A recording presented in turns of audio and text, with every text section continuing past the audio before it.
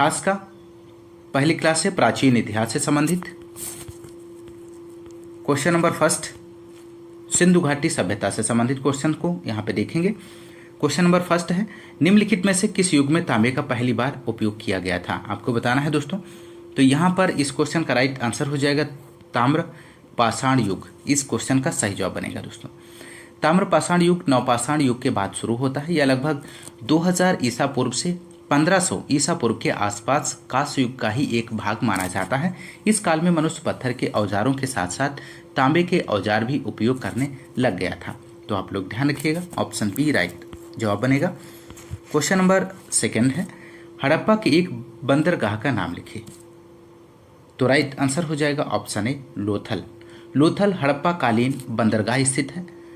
यह भारत के गुजरात राज्य में भोगवा नदी के तट पर स्थित है दोस्तों, और इसकी खोज सन 1955 से 60 में रंगनाथ राव द्वारा की गई थी। लोथल को मिनी हड़प्पा के नाम से भी जाना जाता है। लोथल के पूर्वी भाग में 223 मीटर लंबा, 23 मीटर चौड़ा, 38 मीटर गहरा गोदीवाड़ा बंदरगाह के साक्ष्य मिले हैं। तो इस बात को भी ध्यान रखिएगा। अगला क्वेश्चन नंबर थर्ड है, हड़प्पा सभ्यता के दौरान डांसिंग गर्ल नर्तकी की कांस्य प्रतिमा बनाने के लिए तकनीकी का प्रयोग किया गया था। तो किस तकनीकी का प्रयोग किया गया था आपको बताना है। तो यहाँ पर इस क्वेश्चन का राइट आंसर हो जाएगा ऑप्शन डी मोम लोपी ढलाई कास्टिंग। ऑप्शन डी यहाँ पे राइट आंसर हो जाएगा। अगला क्वेश्चन नंबर 4 है, 6ठी-5वीं शताब्दी ईसा पूर्व में तुर्की के लोगों ने सिंधु के पूर्व में लोगों द्वारा इस्तेमाल की जाने वाली भाषा को कहा था। तो राइट आंसर बनेगा ऑप्शन बी हिंदवी। 5वीं-6ठी शताब्दी ईसा पूर्व में तुर्की लोगों ने सिंधु के पूर्व में लोगों द्वारा इस्तेमाल की जाने वाली भाषा को हिंदवी कहा था। तो आप लोग ध्यान रखिएगा। अगला क्वेश्चन नंबर 5 है यहाँ पर, हड़प्पा संस्कृति की मुहर और टेराकोटा कला पर निम्नलिखित में से किस जानवर को दर्शाया नहीं गया था? तो राइट आंसर बनेगा ऑप्शन बी गाय। इसका सही जवाब हो जाएगा। हड़प्पा संस्कृति की मुहर और टेराकोटा कला पर गाय को नहीं दर्शाया गया था दोस्तों। अगला क्वेश्चन नंबर 6 है, हड़प्पा काल का इनमें से कौन सा नगर 3 भागों में विभाजित था? तो राइट आंसर ऑप्शन डी हो जाएगा धौलावीरा। अगला क्वेश्चन नंबर 7 है, निम्नलिखित में से कौन सा सिंधु घाटी की सभ्यता से संबंधित स्थल नहीं है दोस्तों? तो राइट आंसर यहाँ पे बनेगा ऑप्शन डी लोथल। इसका सही जवाब हो जाएगा। माफ कीजिएगा, यहाँ पे राइट आंसर बनेगा ऑप्शन सी पाटलिपुत्र। इसका सही जवाब हो जाएगा दोस्तों। अगला क्वेश्चन नंबर 8 है। क्वेश्चन नंबर 8 है दोस्तों, मोहनजोदड़ो शब्द का अर्थ क्या है इनमें से? तो राइट आंसर हो जाएगा option b mount of the dead. अगला क्वेश्चन नंबर 9 है दोस्तों, सिंधु घाटी सभ्यता के बारे में इनमें से कौन सा कथन सत्य है आपको बताना है। तो राइट आंसर बनेगा ऑप्शन ए सिंधु लोग कपास का उत्पादन करने वाले पहले थे। तो आप लोग रिवीजन करते रहिए बहुत ही कम समय में। क्वेश्चन नंबर 10 है यहाँ पे, हड़प्पा सभ्यता के लिए के एक हिस्से लोथल की खुदाई की खोज किसने की थी? तो राइट आंसर यहाँ पे बनेगा ऑप्शन सी SR राव। इसका सही जवाब हो जाएगा। अगला क्वेश्चन नंबर 11 है दोस्तों, सिंधु सभ्यता में घोड़े की अस्थियों का अवशेष कहाँ मिला है? तो राइट आंसर हो जाएगा ऑप्शन डी सुरकोटदा। इसका सही जवाब बनेगा। क्वेश्चन नंबर अगला है वैदिक सभ्यता से संबंधित। क्वेश्चन नंबर 12, उपनयन समारोह से क्या तात्पर्य है आपको बताना है दोस्तों। इस क्वेश्चन का सही जवाब क्या बनेगा? तो राइट जवाब बनेगा बच्चों को पवित्र जनेऊ धारण कराया जाता है। क्वेश्चन नंबर 13 है, सत्यमेव जयते महावाक्य कहाँ से उद्गृत है? तो राइट आंसर हो जाएगा ऑप्शन सी मुंडकोपनिषद से है। सत्यमेव जयते मुंडकोपनिषद से लिया गया है दोस्तों। इसी उपनिषद में यज्ञ की तुलना टूटी नाव से की गई है। मुंडकोपनिषद अथर्ववेद से संबंधित है। सत्यमेव जयते भारत का आदर्श वाक्य है। सत्यमेव जयते उत्तर प्रदेश के वाराणसी स्थित सारनाथ में 250 ईसा पूर्व मौर्य सम्राट अशोक द्वारा बनाए गए सिंह स्तंभ के शिखर पर अंकित है। इसका अर्थ है सत्य की सदैव विजय होती है। अगला क्वेश्चन नंबर 14 है दोस्तों, वेदों के गद्य प्रकरण क्या कहलाते हैं? तो वेदों के गद्य प्रकरण ब्राह्मण कहलाते हैं। ऑप्शन बी राइट जवाब बनेगा। अगला क्वेश्चन नंबर 15 है, निम्नलिखित में से कौन सा ज्ञान के सिद्धांत पर बल देता है? तो राइट आंसर ऑप्शन डी हो जाएगा उपनिषद। उपनिषद हिंदू धर्म का महत्वपूर्ण श्रुति ग्रंथ है। ये वैदिक वांग्मय के अभिन्न भाग हैं। इसमें परमेश्वर, परमात्मा, ब्रह्मा और आत्मा के स्वभाव और संबंध का बहुत ही दार्शनिक और ज्ञानपूर्ण वर्णन किया गया है। दुनिया के कई दार्शनिक उपनिषद को सबसे अच्छा ज्ञानकोश मानते हैं। ये संस्कृत से जुड़े हैं। 17वीं सदी में दारा शिकोह ने उपनिषदों का फारसी अनुवाद सिरे अकबर नाम से किया था। दोस्तों आप लोग ध्यान रखिएगा। क्वेश्चन नंबर 16 है, ऋग्वेद में निम्नलिखित में से किस देवता की सर्वाधिक महत्ता का वर्णन है? तो राइट आंसर ऑप्शन बी हो जाएगा इंद्र। ऋग्वेद प्राचीन वेद है जिसमें 10 मंडल, 1028 सूक्त हैं, 10,580 ऋचाएं हैं। दोस्तों अगला क्वेश्चन नंबर 17 है, प्राचीन वेद कौन सा है? तो राइट आंसर हो जाएगा ऋग्वेद आर्यों का सबसे प्राचीन ग्रंथ है। ऑप्शन ए सही जवाब बनेगा। अगला क्वेश्चन नंबर 18 है, निम्नलिखित में से किस भारतीय पुरातन ग्रंथ में अपराध और अपराधी का जिक्र आता है? तो राइट आंसर ऑप्शन डी हो जाएगा उपयुक्त सभी। क्वेश्चन नंबर 19 है, शतपथ ब्राह्मण और तैत्रीय ब्राह्मण के ब्राह्मण मूल पाठ हैं। तो यहाँ पर राइट आंसर बनेगा ऑप्शन डी, यजुर्वेद के ब्राह्मण मूल पाठ हैं। तो ऑप्शन डी राइट आंसर बनेगा। दोस्तों अगला क्वेश्चन नंबर 20 है, ऋग्वेद में निहित गायत्री मंत्र किस देवता को समर्पित है? तो राइट आंसर ऑप्शन डी हो जाएगा सावित्री। ऋग्वेद के तीसरे मंडल में निहित गायत्री मंत्र सावित्री देवता को समर्पित है और इस मंडल की रचना विश्वामित्र ने की थी। और ऋग्वेद में कुल 10 मंडल हैं। दोस्तों ऋग्वेद के 2 से 7 तक के मंडल सबसे पुराने माने जाते हैं। जब सूर्य चमकने लगता है तब उसे सविता कहा जाता है। यह आकाश का देवता है। इस बात को भी ध्यान रखिएगा। क्वेश्चन नंबर 21 है, सर्वाधिक प्राचीन पुराण कौन सा है? तो राइट आंसर बनेगा option A, Matsya Purana.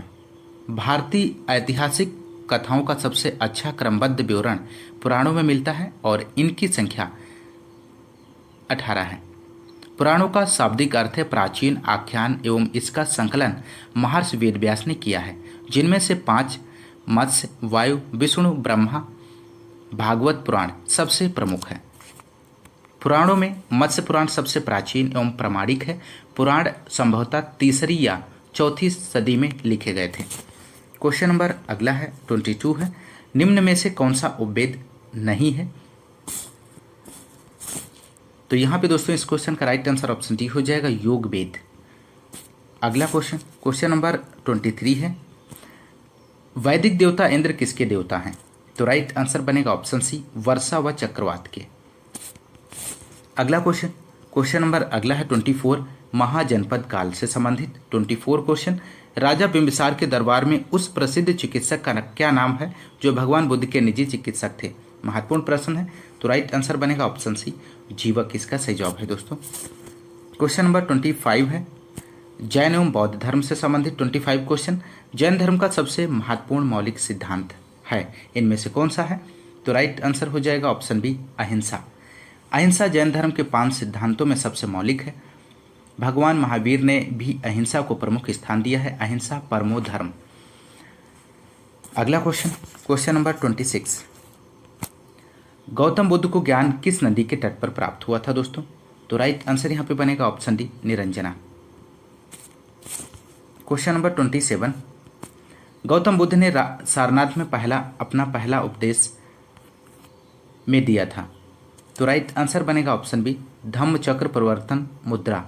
Option B यहाँ पे सही जवाब हो जाएगा। क्वेश्चन नंबर 28 है, निम्नलिखित में से किस स्थान पर प्रथम बौद्ध संगीत का आयोजन किया गया था? तो राइट आंसर ऑप्शन सी हो जाएगा, राजगीर। अगला क्वेश्चन नंबर 29 है, 6ठी शताब्दी ईसा पूर्व में जैन और बौद्ध ग्रंथों में कितने महाजनपदों का उल्लेख किया गया था? तो राइट आंसर बनेगा ऑप्शन बी, 16। क्वेश्चन नंबर 30 है दोस्तों, भगवान बुद्ध की 200 फीट ऊंची कांस्य प्रतिमा स्थापित करने का निर्णय लिया गया है। तो राइट आंसर हो जाएगा कुशीनगर में। ऑप्शन ए सही जवाब है। क्वेश्चन नंबर 31 है, बुद्ध को महापरिनिर्वाण कहाँ प्राप्त हुआ था? तो राइट जवाब बनेगा कुशीनगर में। गौतम बुद्ध बौद्ध धर्म के प्रवर्तक थे। इनके जीवन में घटित घटनाओं से संबंधित स्थल हैं दोस्तों। जन्म लुम्बिनी में हुआ था, नेपाल 563 ईसा पूर्व में दोस्तों, ध्यान रखिएगा। ग्रह त्याग को महाभिनिष्क्रमण कहा गया था 534 ईसा पूर्व में। ज्ञान प्राप्त हुआ था बोधगया बिहार में दोस्तों, और मृत्यु जो हुई थी उस घटना को महापरिनिर्वाण कहा जाता है। और कहाँ हुई थी? कुशीनगर 483 ईसा पूर्व में दोस्तों। अगला क्वेश्चन नंबर 32 है, किस स्मारक से गौतम बुद्ध ने दुनिया के लिए बौद्ध धर्म के अपने दिव्य ज्ञान का प्रचार किया था? तो राइट आंसर बताना है दोस्तों। तो राइट आंसर हो जाएगा ऑप्शन बी, महाबोधि मंदिर समूह। अगला क्वेश्चन नंबर 33 है, गौतम बुद्ध ने, यहाँ पे आपको फिल करना है, में धम्मचक्र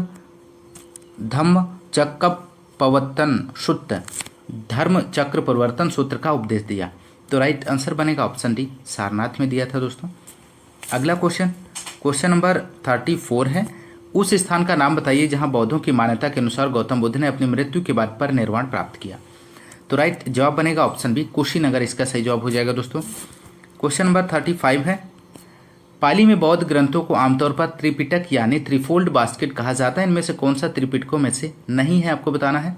तो राइट जवाब बनेगा ऑप्शन सी, उपसाका पिटक।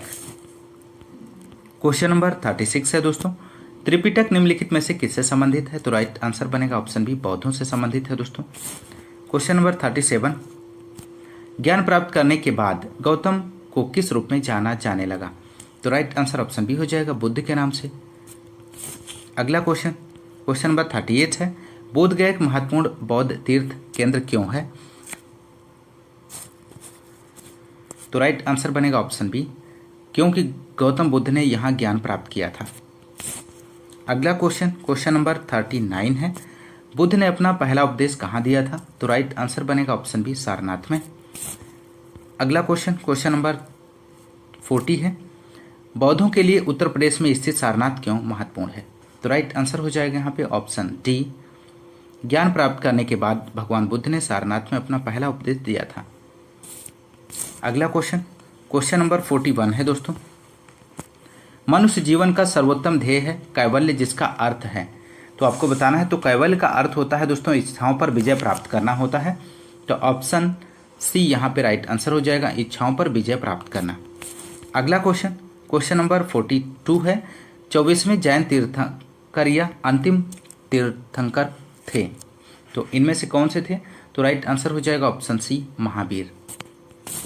क्वेश्चन नंबर 43 है दोस्तों, पहले जैन तीर्थंकर कौन थे? तो राइट आंसर हो जाएगा ऑप्शन बी, ऋषभदेव जैन धर्म के प्रथम तीर्थंकर थे। जैन धर्म में कुल 24 तीर्थंकर हुए हैं, जिनमें पहले ऋषभदेव, दूसरे अजितनाथ, 22वें अरिष्टनेमि, 23वें पार्श्वनाथ और 24वें महावीर थे दोस्तों। आप लोग ध्यान रखिएगा।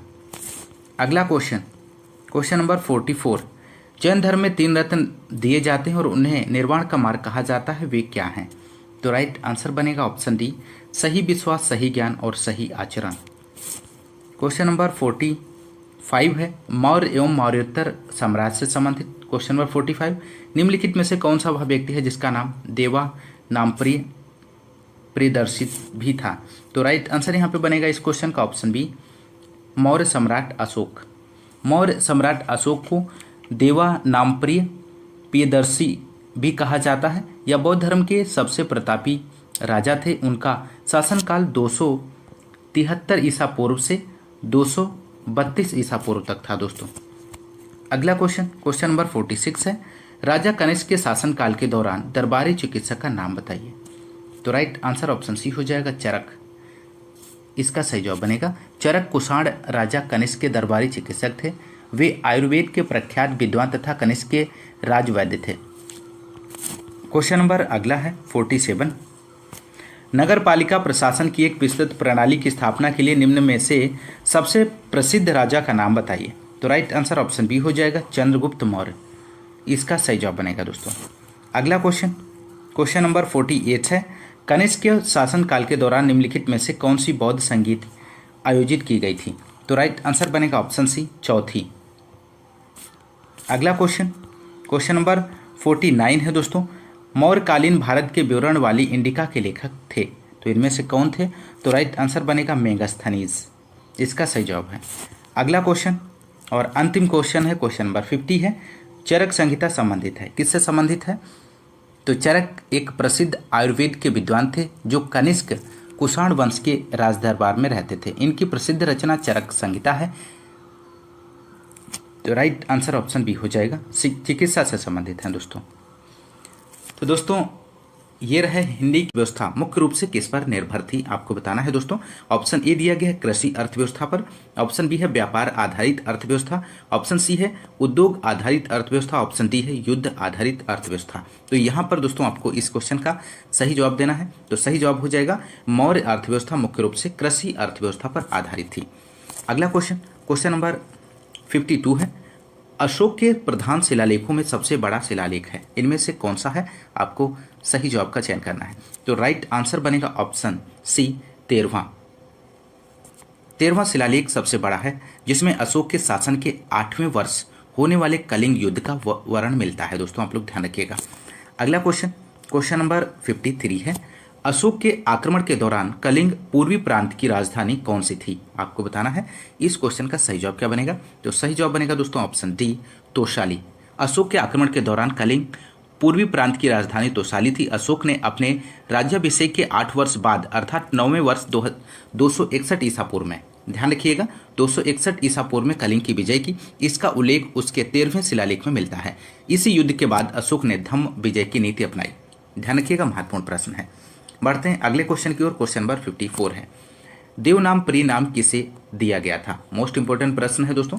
तो राइट आंसर हो जाएगा यहाँ पर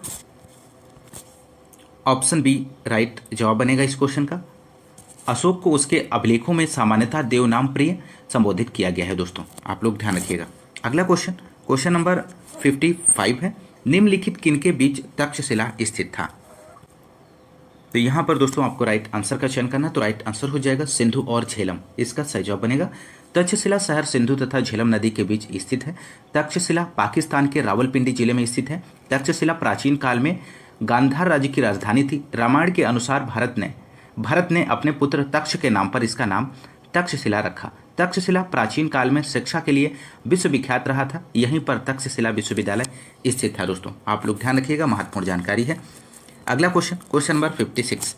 सम्राट अशोक का कौन सा शिलालेख कलिंग पर उनके विजय का उल्लेख करता है? तो राइट आंसर बनेगा यहाँ पे ऑप्शन डी 13वें। सम्राट अशोक द्वारा बनवाए गए कुल 14 शिलालेख प्राप्त हुए, जिनमें से 13वां अभिलेख सबसे बड़ा माना जाता है। 13वें अभिलेख से सम्राट अशोक द्वारा कलिंग पर उनके विजय का उल्लेख करता है दोस्तों। अगला क्वेश्चन, क्वेश्चन नंबर 57 है। अशोक का सिंह चतुर्मुख स्तंभ शीर्ष में एक स्तंभ पर था। तो राइट जवाब बनेगा ऑप्शन डी सारनाथ, इसका सही जवाब बनेगा दोस्तों। अशोक का सिंह चतुर्मुख स्तंभ शीर्ष सारनाथ से लिया गया है। इस स्तंभ 4 सिंह पीठ से पीठ सटाए बैठे हैं। इसे ही भारत सरकार ने राष्ट्रीय चिन्ह के रूप में स्वीकार किया है दोस्तों, आप लोग ध्यान रखिएगा। अगला क्वेश्चन, क्वेश्चन नंबर 58 है। चंद्रगुप्त मौर्य के इस प्रसिद्ध राजनीतिक सलाहकार को निम्नलिखित सभी नामों से जाना जाता था, इसके अलावा। तो आपको बताना है। इस क्वेश्चन का सही जवाब बनेगा ऑप्शन डी समुद्रगुप्त। समुद्रगुप्त के अलावा चाणक्य, विष्णुगुप्त, कौटिल्य के नाम से जाना जाता था दोस्तों। तो यहाँ पर सही जवाब बनेगा ऑप्शन डी। अगला क्वेश्चन, क्वेश्चन नंबर 59 है।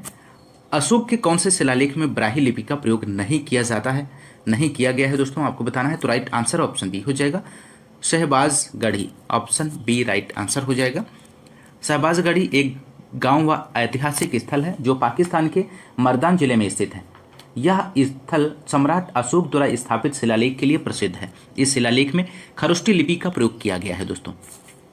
अगला क्वेश्चन, क्वेश्चन नंबर 60 है दोस्तों। यहाँ पर निम्नलिखित में से मौर्य कला का सर्वोत्तम प्रतिमान कौन सा है? दिए गए ऑप्शंस में से राइट आंसर का चयन करना है। तो राइट आंसर यहाँ पे बनेगा ऑप्शन ए स्तंभ, इसका सही जवाब है। मौर्य काल का सर्वोत्तम प्रतिमान स्तंभ है दोस्तों। मौर्य कला का विकास भारत में मौर्य साम्राज्य के युग में हुआ।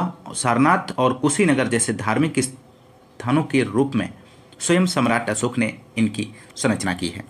अगला क्वेश्चन, क्वेश्चन नंबर 61 है, निम्नलिखित में से कौन सा अशोक के साम्राज्याधीन नहीं था? तो राइट जवाब बनेगा दोस्तों ऑप्शन डी, कामरूप। इसका सही जवाब बनेगा दोस्तों कर्नाटक के मास्की अभिलेख तथा दतिया जिला के गुर्जरा अभिलेख से यह ज्ञात होता है कि अशोक का साम्राज्य कर्नाटक तथा गुर्जरा तक विस्तृत था। अशोक का कश्मीर पर भी अधिकार था। कल्हड़ की राजतरंगिणी के अनुसार उसने यहाँ पर श्रीनगर को बसाया। गुर्जर शासक का उज्जैन क्षेत्र भी अशोक के अधीन रहा। कामरूप असम का पुराना नाम है। यह अशोक के साम्राज्याधीन नहीं था दोस्तों। तो ऑप्शन डी यहाँ पे राइट आंसर बनेगा। अगला क्वेश्चन नंबर 62 है, बृहद सांची स्तूप किस काल से संबंधित है? आपको सही जवाब का चयन करना है। तो राइट आंसर हो जाएगा ऑप्शन डी, मौर्य काल। बृहद सांची स्तूप का निर्माण सम्राट अशोक ने करवाया था। इसका निर्माण 3री शताब्दी ईसा पूर्व में हुआ था। सांची मध्य प्रदेश की राजधानी भोपाल के निकट रायसेन जिले में स्थित है दोस्तों, ध्यान रखिएगा, महत्वपूर्ण प्रश्न है। अगला क्वेश्चन नंबर 63 है, योग दर्शन के प्रवर्तक कौन थे? तो राइट जवाब बनेगा दोस्तों ऑप्शन सी, महर्षि पतंजलि। योग दर्शन के प्रवर्तक महर्षि पतंजलि थे। इनका जन्म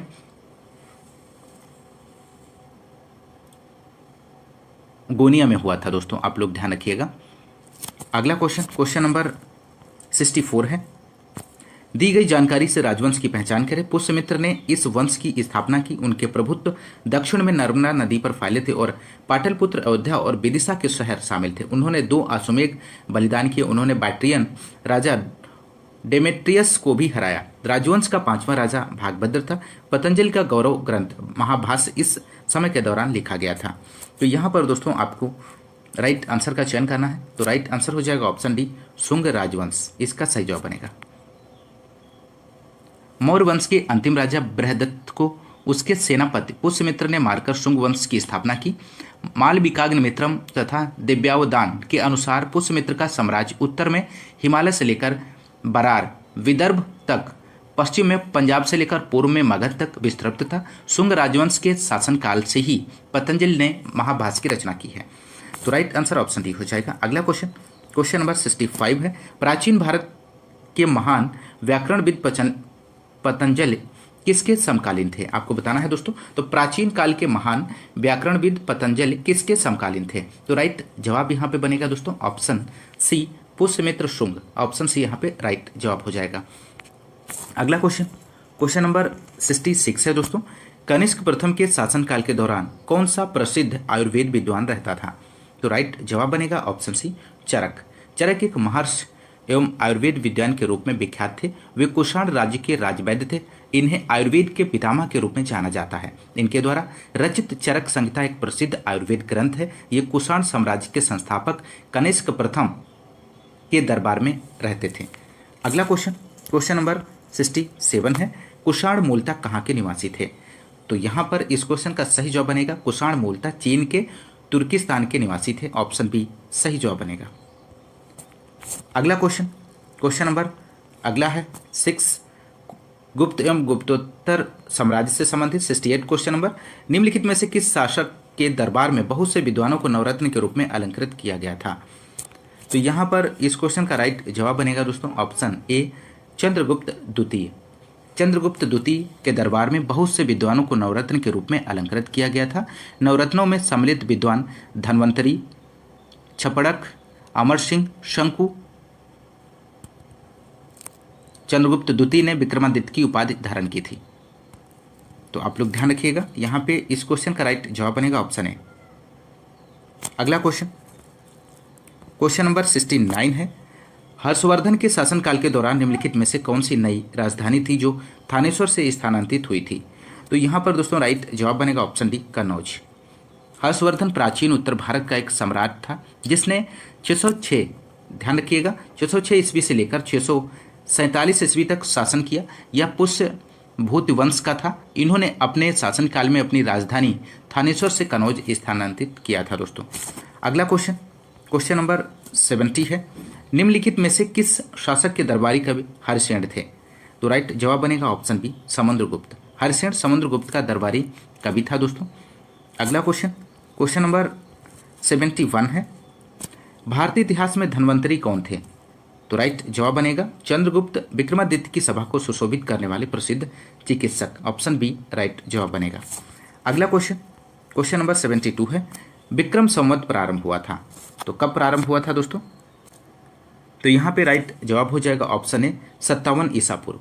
विक्रम संवत 57 ईसा पूर्व, विक्रमादित्य के समय शक संवत 78 ईसा पूर्व दोस्तों, कनिष्क के समय में। आप लोग ध्यान रखिएगा। अगला क्वेश्चन, क्वेश्चन नंबर 73 है, खगोलविद वराह मिहिर और कवि कालिदास किसके दरबार का हिस्सा थे? तो राइट आंसर बनेगा ऑप्शन है विक्रमादित्य, इसका सही जवाब बनेगा दोस्तों। नेक्स्ट क्वेश्चन, क्वेश्चन नंबर 74 है, हर्षवर्धन ने 5 इंडीज को अपने नियंत्रण में लिया, इनमें से कौन सा 5 इंडीज था? तो दिए गए ऑप्शंस में से आपको राइट आंसर का चयन करना है। तो राइट आंसर हो जाएगा पंजाब, कन्नौज, बंगाल, बिहार और Orissa. Next question, question number 75, वह स्थल जहां हर्षवर्धन ने बौद्ध महासम्मेलन का आयोजन किया था। तो आपको यहां पर इस क्वेश्चन का राइट आंसर देना है। तो राइट आंसर ऑप्शन बी हो जाएगा प्रयाग। अगला क्वेश्चन, क्वेश्चन नंबर 76 है, कन्नौज से पूर्व हर्षवर्धन कहाँ का शासक था? तो राइट जवाब बनेगा दोस्तों ऑप्शन डी थानेश्वर।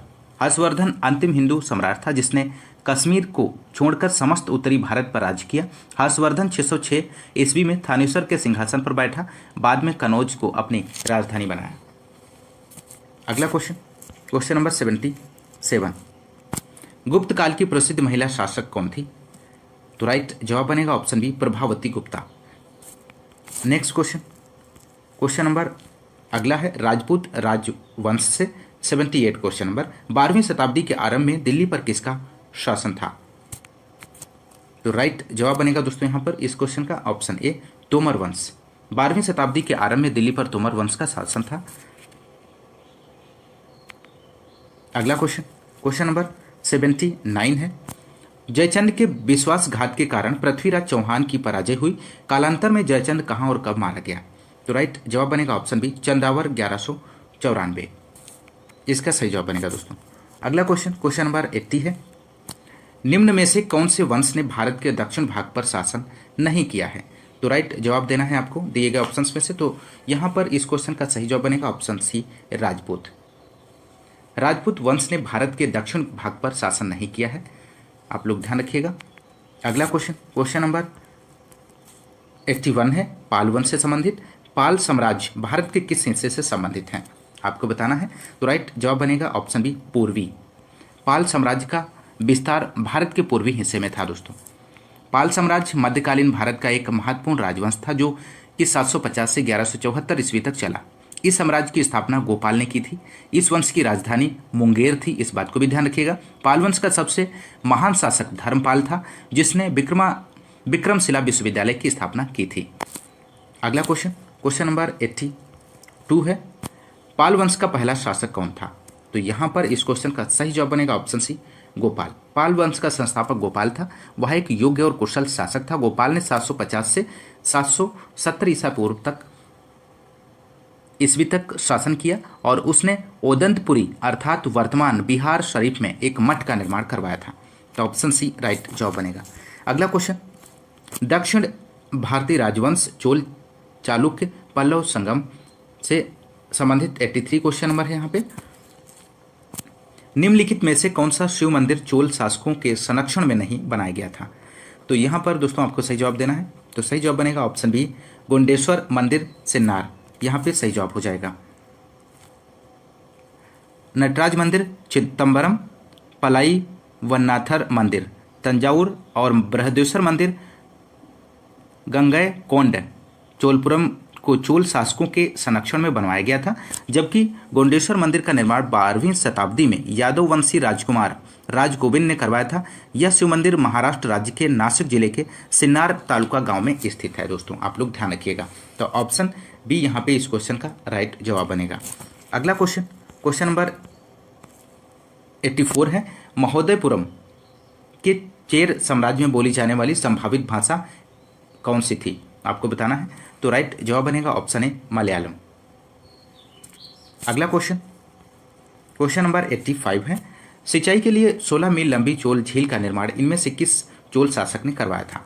तो राइट जवाब बनेगा ऑप्शन बी राजेंद्र प्रथम, इसका सही जवाब बनेगा दोस्तों। सिंचाई के लिए 16 मील लंबी चोल मंडलम झील का निर्माण राजेंद्र प्रथम ने किया था। इनकी अन्य उपलब्धियां लंका के अभियान को पूर्ण कर राजा महेंद्र को बंदी बनाना, पांड्य व केरल राज्यों से प्रतिनिधि मंडल भेजना और गंगैकोंड पंडित की उपाधि धारण करना था दोस्तों। अगला क्वेश्चन नंबर 86, कौन सा साहित्य संगम साहित्य के रूप में प्रसिद्ध है? तो राइट जवाब बनेगा ऑप्शन ए तमिल साहित्य, इसका सही जवाब है। तमिल भाषा में लिखे गए प्राचीन साहित्य को संगम साहित्य कहा जाता है। सर्वप्रथम इन परिषदों का आयोजन पांड्य राजाओं के राज्य के संरक्षण में किया गया था। अगला क्वेश्चन नंबर 87 है, चोल अभिलेखों के अनुसार जैन सभाओं को दान में दिए जाने वाले भूमि को क्या कहा जाता था? महत्वपूर्ण प्रश्न है दोस्तों। तो यहाँ पर इस क्वेश्चन का राइट जवाब बनेगा ऑप्शन सी पल्ली छांदम, ऑप्शन सी राइट जवाब बनेगा दोस्तों। अगला क्वेश्चन नंबर अगला है, प्राचीन कालीन साहित्य एवं साहित्यकार से संबंधित क्वेश्चन नंबर 88, प्रसिद्ध संस्कृत ग्रंथ लीलावती किस विषय पर लिखा गया है? तो यहाँ पे दोस्तों इस क्वेश्चन का राइट आंसर बनेगा ऑप्शन सी गणित, इसका सही जवाब हो जाएगा। प्रसिद्ध संस्कृत ग्रंथ लीलावती का विषय गणित और खगोल शास्त्र है। यह एक प्राचीन ग्रंथ है जो भारतीय गणितज्ञ भास्कर द्वितीय द्वारा लिखा गया है। आप लोग ध्यान रखिएगा। क्वेश्चन नंबर 89 है, मालविकाग्निमित्रम पुस्तक किसने लिखी है? तो राइट जवाब हो जाएगा दोस्तों ऑप्शन डी कालिदास ने लिखी है दोस्तों। मालविकाग्निमित्रम कालिदास लेखक हैं दोस्तों। 10 कुमार चरितम डंडी की है दोस्तों। स्वप्नवास दत्ता महाकवि भास की है। किरातार्जुनीयम भारव की है दोस्तों। ये महत्वपूर्ण पुस्तकें हैं दोस्तों, आप लोग ध्यान रखिएगा। अगला क्वेश्चन नंबर 90 है, अभिज्ञान शाकुंतलम किताब के लेखक कौन है? महत्वपूर्ण प्रश्न है। तो राइट जवाब बनेगा दोस्तों यहाँ पर ऑप्शन सी कालिदास, इसका सही जवाब बनेगा। अष्टाध्यायी किसने लिखा है दोस्तों? पाणिनि ने लिखा है। रामायण वाल्मीकि का है। महाभारत वेद व्यास का है और महाभाष्य पतंजलि का है और अभिज्ञान शाकुंतलम कालिदास। रघुवंशम कालिदास लेखक है इसके। पंचतंत्र